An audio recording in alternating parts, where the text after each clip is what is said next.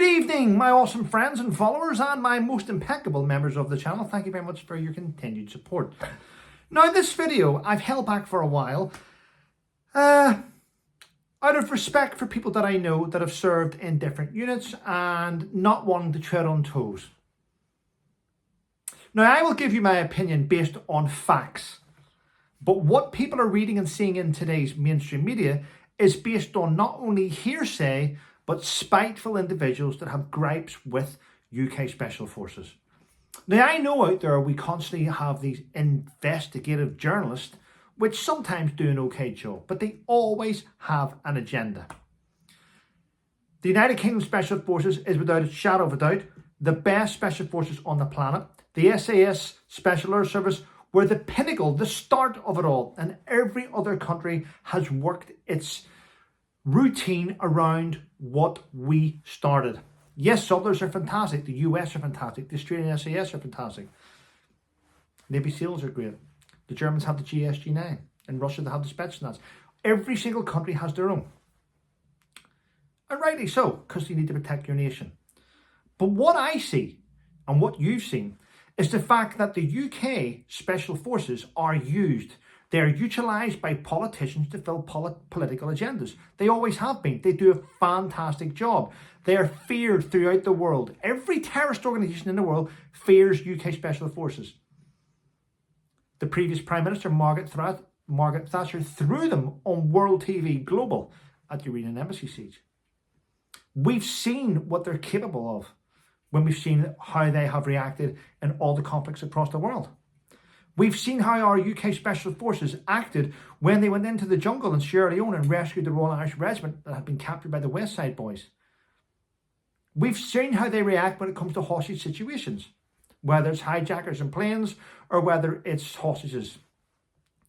They are feared, but we aren't treating them well. You've got to remember that the Special Forces are those individuals that keep us safe at night. They're the reason why politicians can sleep safely at night. It's usually Special Forces or retired Special Forces that look after every present world leader, king, queen, member of the royal family, and super high well-known celebrities. They're protected by ex-Special Forces. Why? Because everyone can sleep safe knowing that they are protecting them. So we send our Special Forces into the most heinous type of operations to kill enemy. We send them in to kill terrorists. That's their job. But what are we doing when they return? We're prosecuting them. We're throwing them to jail. We're throwing them into court, and we want to prosecute them because they may have killed a terrorist that at that time wasn't holding a weapon. I'm just saying they may have killed an evil individual whose plan it was to blow up shopping centres and to kill innocent people.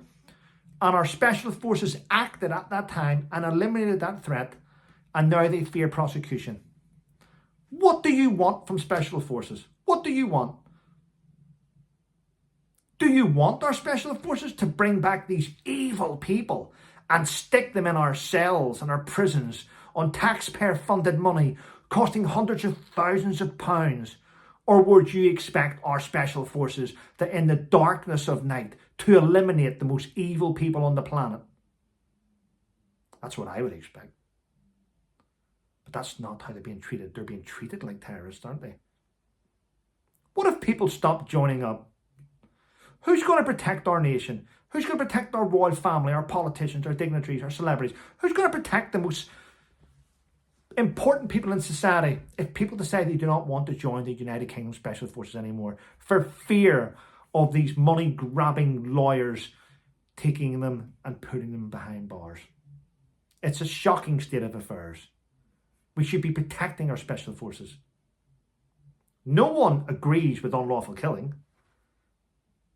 But rather than write stories and try and destroy people that are protecting us, why do you not get the right story? Why do we always talk about how many people our Special Forces have killed? What we should be doing in the media is putting out there how many people our Special Forces have saved. How many lives they've saved.